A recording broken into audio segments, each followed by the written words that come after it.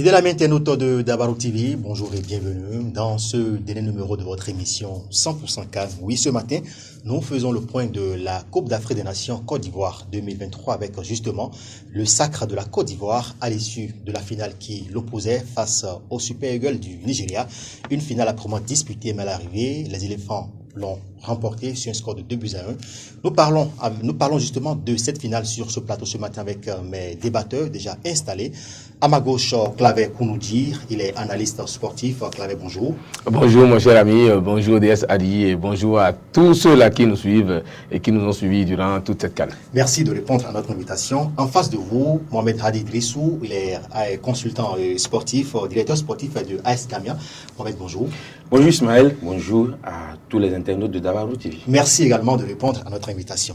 Alors, je le disais tout à l'heure, qui aurait pu prédire justement au soir de la fin de la Coupe d'Afrique des Nations Côte d'Ivoire 2023 que la Côte d'Ivoire justement allait remporter cette CAN en 2024? Sans doute pas grand monde justement, tant les éléphants sont passés proches de l'élimination dès le début de cette compétition, mais à l'arrivée, à l'issue d'une finale âprement disputée, on réussit à soulever le trophée de cette compétition face à un public sportif qui a effectué le déplacement du stade où se jouait cette grande finale. Je commence par vous, Clavé Kounoudi, et vous avez suivi de long en large cette finale qui opposait ces deux équipes de l'Afrique de l'Ouest. Un match, je dirais, âprement disputé, mais qui, au départ, on ne pouvait pas prédire qu'il allait remporter cette CAN-là. Oui, au départ de la compétition, on ne pouvait pas prédire qui allait remporter cette CAN. Et encore moins la Côte d'Ivoire après ce visage que cette équipe nous a montré lors des matchs de poule. En l'occurrence, ce match qui restera à jamais dans nos mémoires. Les 4-0 infligés aux Ivoiriens par cette équipe par la Guinée, oui, cette équipe équato-guinéenne. Mais déjà, juste après les huitièmes de finale et cette qualification en griffe venue des cieux de la Côte d'Ivoire, moi j'avais déjà dit que cette équipe ivoirienne ira jusqu'en finale et c'est ce à quoi on a assisté. La Côte d'Ivoire est allée en finale. Maintenant, pour revenir au match d'hier, dès l'entame, on se disait que ça sera du 50-50, mais après les 5-10 premières minutes, le round d'observation habituel, tous ceux qui étaient des techniciens allaient déjà comprendre que cette équipe nigériane était à la traîne. Les Nigérians ont souffert hier, ils ont souffert. Je ne dirais pas forcément qu'ils ont souffert le martyre, mais hier, ils n'étaient pas vraiment en place tactiquement.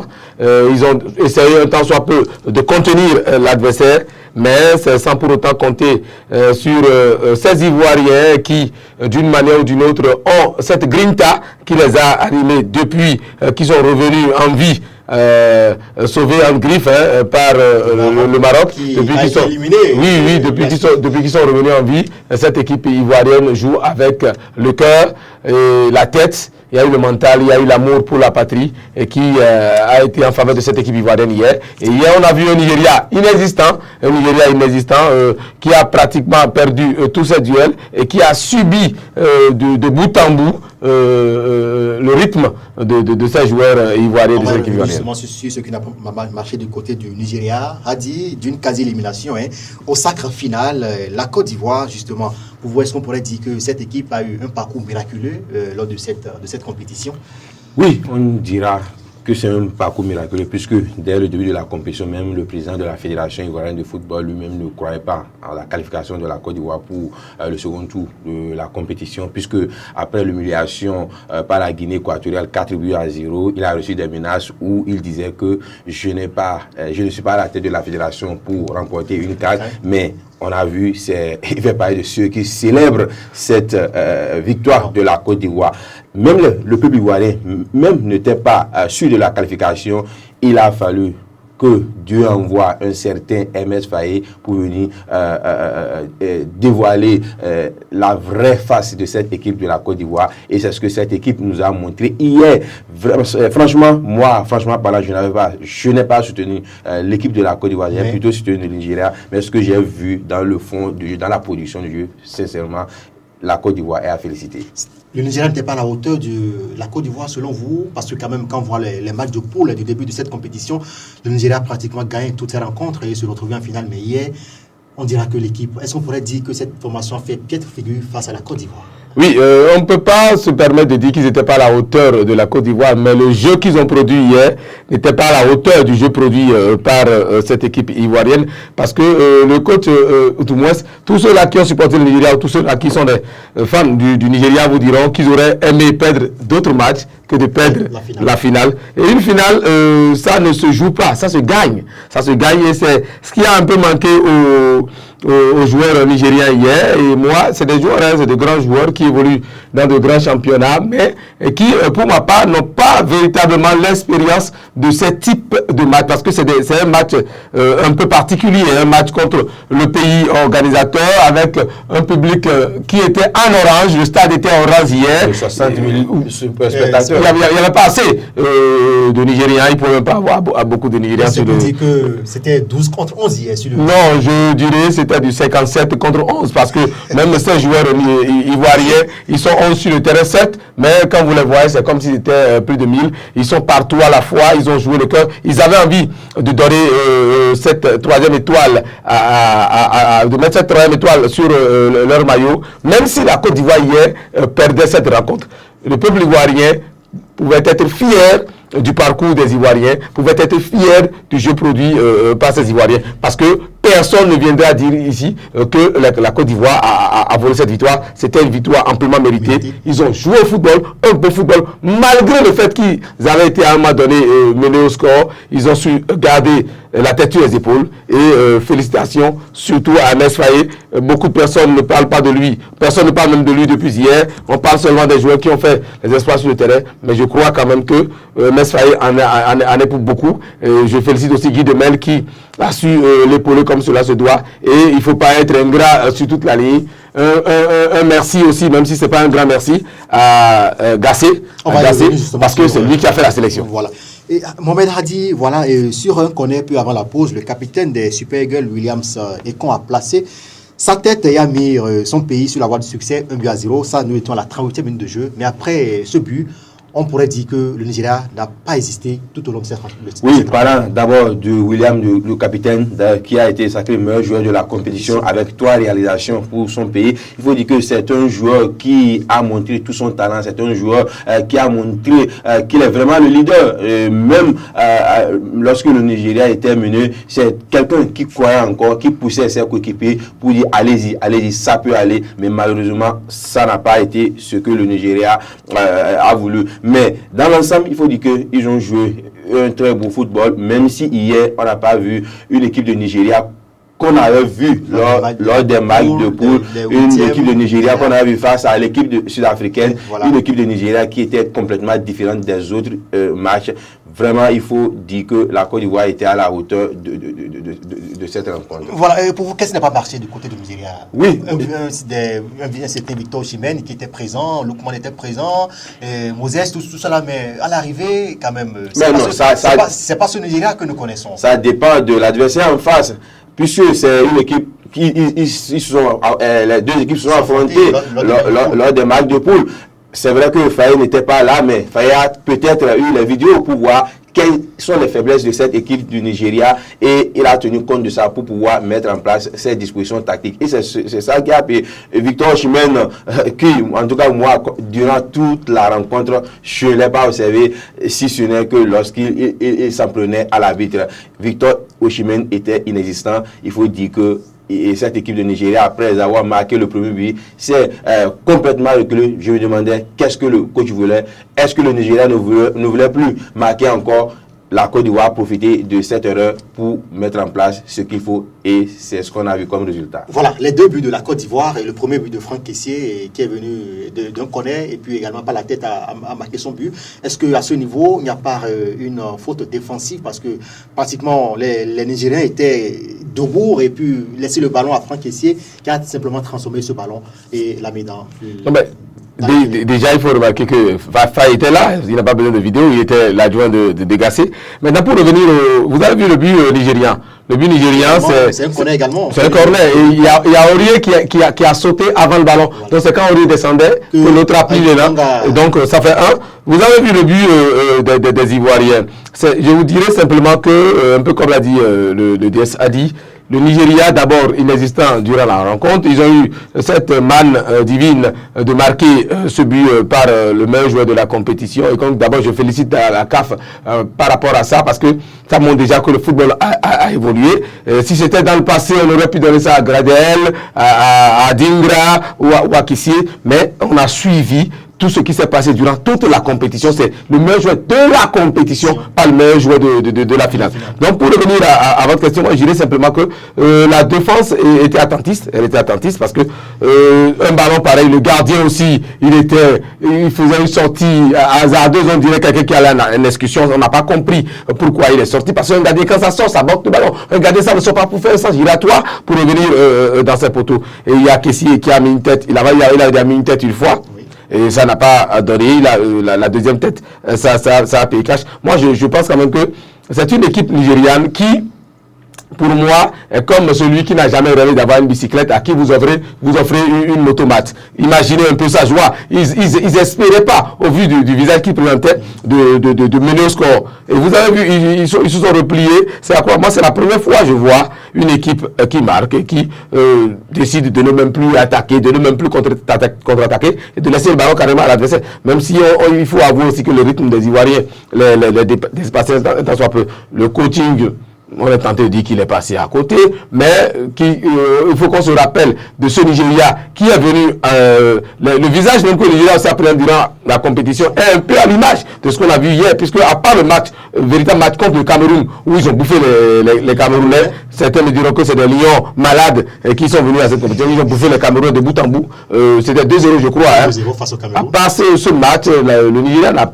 véritablement pas existé, mais elle aurait pu mieux faire ils auraient pu mieux faire du moins que ce à quoi on a assisté hier. Maintenant, il y a eu le but zlatanesque de Sébastien Haller. Sincèrement, sur un travail monumental de Adingra, c'était un régal pour ceux-là qui véritablement avaient à cœur de voir cette équipe ivoirienne soulever le trophée. Alors, du côté du Nigeria, c'est voilà, techniquement, il faut dire que, est-ce qu'on pourrait dire que l'entraîneur est passé à côté du schéma tactique pour quand même, c'est une finale, on vient pour gagner la finale, pas pour jouer, on vient pour la gagner, mais vraiment, est-ce que ça marchait hier du côté du Nigeria côté tactique? Non, si ça avait marché, le Nigeria allait remporter le trophée. Tactiquement, moi je crois que l'équipe nigériane n'était pas en place.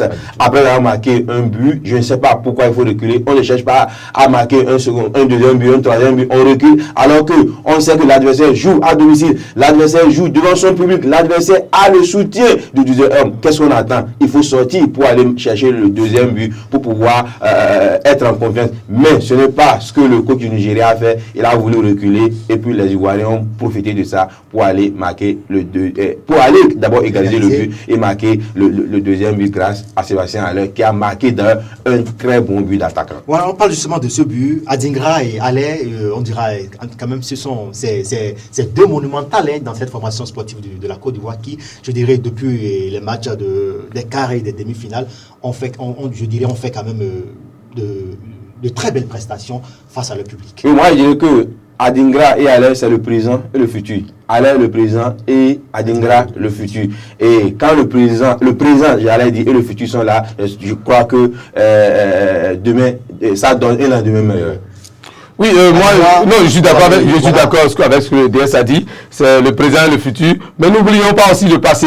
Le passé était aussi présent sur le terrain. Miss Série était impeccable, même si l'âge arrive en bas. Vous voyez, quand vous suivez Série, quand vous voyez dans son visage, vous sentez que oui, l'homme a envie d'aller, mais le corps dit, bon, ben, écoute, tu ne peux plus faire ce que tu faisais il y a des années. Il y a Gradel, qui aussi a amené de son expérience, il poussait, il haranguait, mais moi je pense quand même que les deux là, se sont bien illustrés, que ce soit Haller et Adingra, mais c'est toute l'équipe ivoirienne qu'il faut féliciter Kosolo, Ndika, même Saint-Jorier, il y a quelqu'un dont on ne parle pas beaucoup, le latéral gauche de cette équipe ivoirienne, Conan, du quoi, hein, Konaté. Non, pas Conan, le latéral gauche qui fait un travail impeccable dans son couloir. C'est tous les Ivoiriens qui, comme je l'ai dit, ils avaient la grinta, ils avaient envie de donner ce trophée à la Côte d'Ivoire, et je pense sincèrement qu'ils ont mis la barre vraiment haute, et on attend de les voir pendant les éliminatoires qui sont déjà pour juin du mondial et pour la CAN 2025. Mais je tiens quand même à féliciter aussi le coach du Nigeria parce qu'il est passé, d'abord en décembre déjà, on voulait le remercier, et c'est parce que la fédération nigériane n'avait pas assez d'argent pour payer les indemnités ou autres qu'on l'a maintenu, et par la suite c'est devenu amener jusqu'en demi-finale. Mais il est venu en finale. Il est venu jusqu'en finale, mais il faut dire. C'est dit qu'il a rempli son cahier de charge. Et si j'avais été à sa place, juste du retour à Lagos, je dépose le tablier et puis je m'en vais.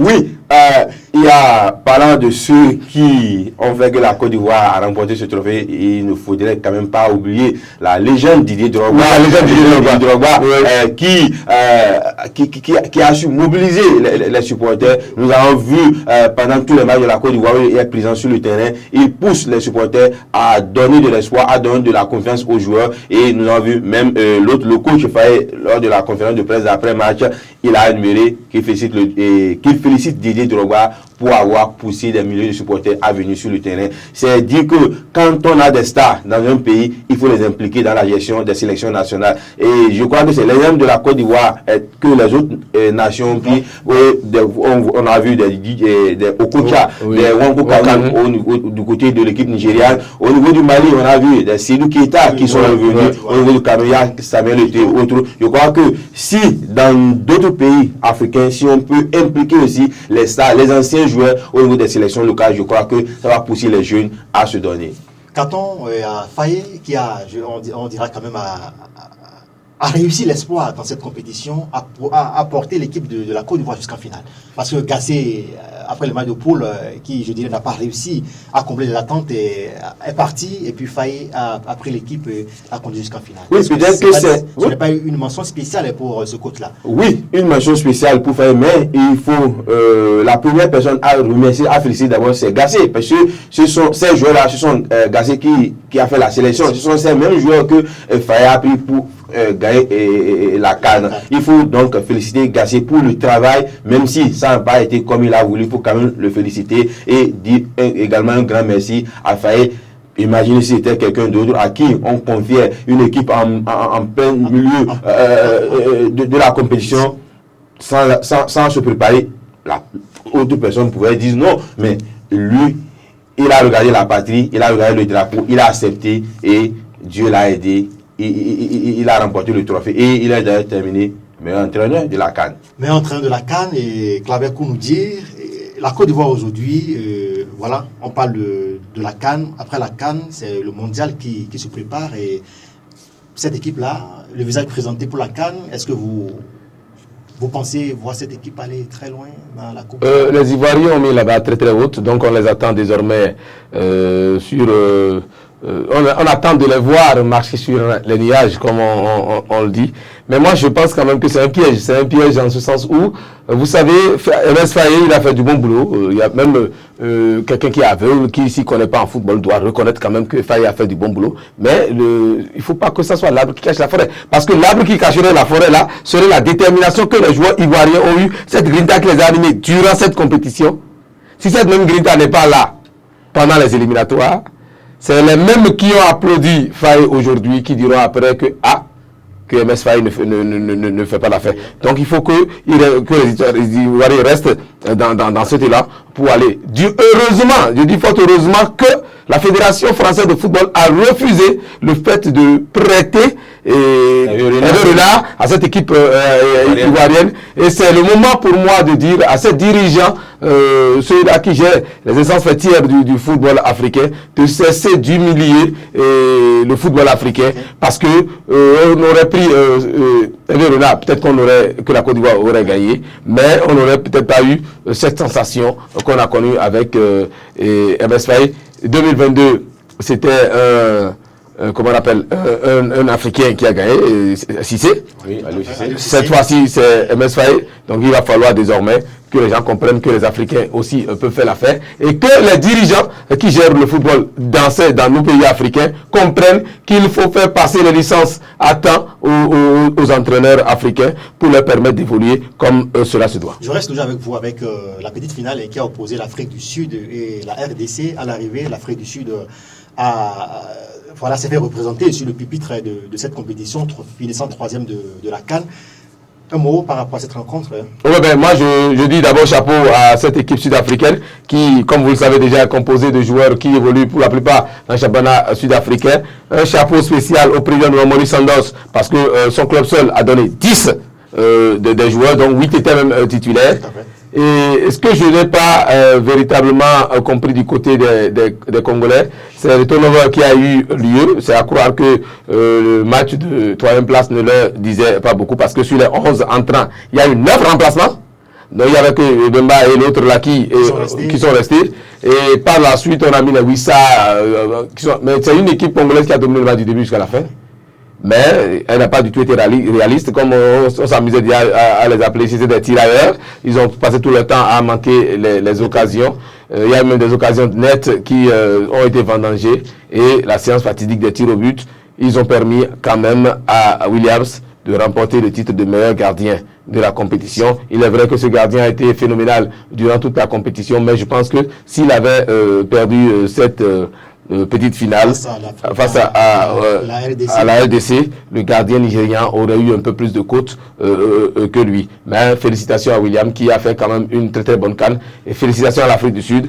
Maintenant désormais, je pense que pour les compétitions à venir, on ne pourra plus avoir des joueurs rien que des locaux parce que ces joueurs qui ont évolué ont tapé dans les yeux de beaucoup de recruteurs et ils vont se retrouver certainement dans le club européen. Mohamed Hadi, par rapport à la compétition, oui, parlant du changement observé au niveau de la RDC, moi je me suis demandé où bien le sélectionneur de la RD Congo prépare en même temps la Coupe du Monde, puisqu'il va se dire, comme c'est la petite finale, il faut essayer tous les autres joueurs pour voir ceux qui peuvent revenir pour les éliminatoires de la Coupe du Monde, en oubliant que la 3e place pour une CAN, c'est aussi quelque chose. Mais il a fait ce qu'il veut et puis le résultat, on l'a vu. Et il fallait aussi ça pour que l'Afrique du Sud, avec le jeu produit lors des demi-finales, il fallait ça pour compenser l'équipe sud-africaine. Ouais, vraiment, parce que cette équipe sud-africaine, dans la demi-finale, ils avaient mieux joué que le Nigeria.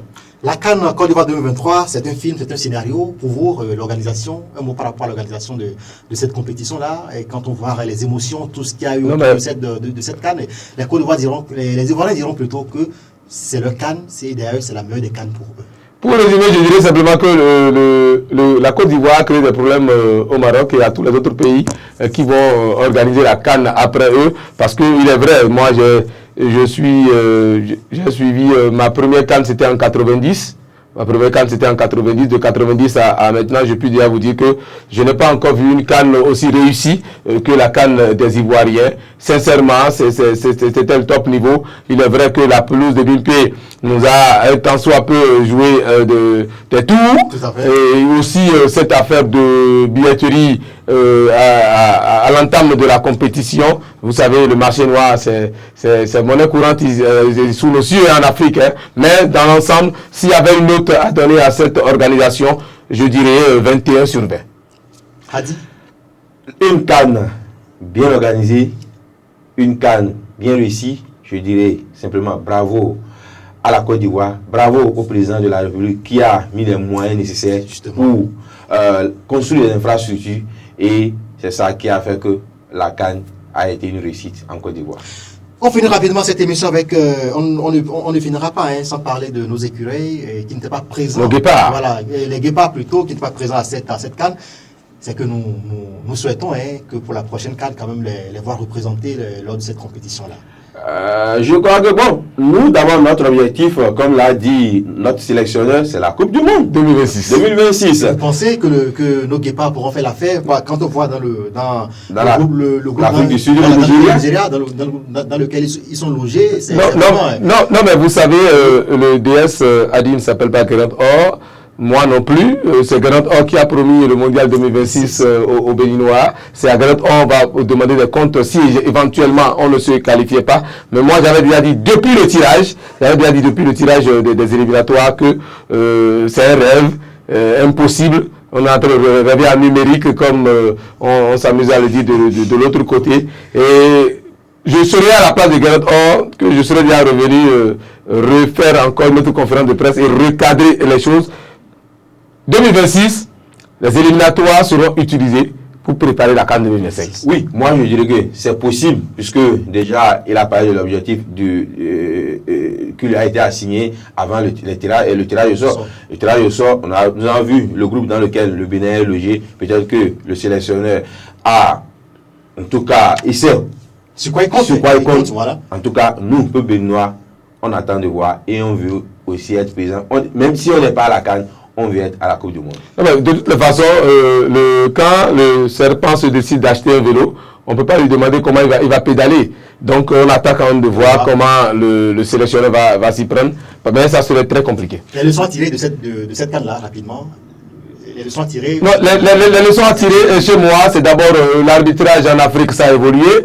La VAR, je félicite tous les arbitres qui sont restés au niveau de la VAR. Je félicite tous les dirigeants de ces pays qui ont compris que le football, c'est d'abord à la base, qu'il faut continuer à la base et venir. Parce que beaucoup ont dit que c'est la CAN des surprises. Non, c'est la CAN du travail, comme l'a dit De Sabre. Et félicitations à toutes ces nations qui ont su quand même qu'il faut travailler. Et je vais inviter ces autres nations que j'appelle les 32-33, les nations qui se suivent et qui ne veulent pas se lâcher. Non, je donne l'exemple, le Bénin, le Togo, le Niger, d'aller à l'école de ces équipes, de ces nations qui étaient à la CAN. Et certainement, quand ils vont tricher les bonnes manières, ça va suivre et on va évoluer. Le soin tiré. Le soin tiré, c'est dit simplement que pour cette CAN-là, il n'y avait pas une petite équipe. Toutes les équipes étaient à la hauteur, même s'il y a eu des ratés, même si au niveau de l'organisation, il y a eu des ratés au niveau des tickets. Je crois que d'autres nations, notamment le Maroc qui se prépare pour la CAN 2025, va prendre certainement en considération ces insuffisances pour mieux organiser sa CAN. Pour conclure, on tend vers la fin de cette émission rapidement. Non, mais pour conclure, moi je vous remercie pour l'honneur, la considération, et je vais en profiter pour dire juste un coucou à ma maman et à ma tante Thérèse qui, comme vous le savez déjà, sont des amoureuses du football. Hadi, 30 secondes pour conclure. Moi, je dirais simplement merci à Dabarou TV pour la considération. Merci également aux internautes qui nous ont suivis. Merci également au PDG de Dabarou TV. Merci également à nos confrères journalistes sportifs avec qui nous avons animé cette CAN. Vous avez compris, c'est la fin de cette émission. Terminus, tout le monde descend. Merci à Claver Kounoudi, merci à Mohamed Hadi. Avec vous, j'étais avec vous depuis le début de cette compétition. Avec vous, on a toujours fait le décryptage des matchs de phase de poule, des huitièmes, des quarts, des demi de la finale. Aujourd'hui, que nous sommes en train de faire sur ce plateau. Merci également à vous, chers internautes, de nous avoir suivis lors de cette CAN. Cette émission 100% CAN qui avait pour objectif de passer en revue, de décrypter les différentes rencontres lors de cette compétition. Merci également aux équipes de réalisation, Sabu Chabadamou qui est resté toujours présent pour l'animation, pour la réalisation de cette émission, Chérivine Kora, Kut Zamba, Suzanne Yarou et Eman, sans oublier également Romarika Fadiegwe. Merci à vous tous et on se reprend, je dirais, en 2025 pour une nouvelle CAN au cours de laquelle nous allons également avoir un plateau spécial pour parler de la compétition. Merci à vous et à très bientôt.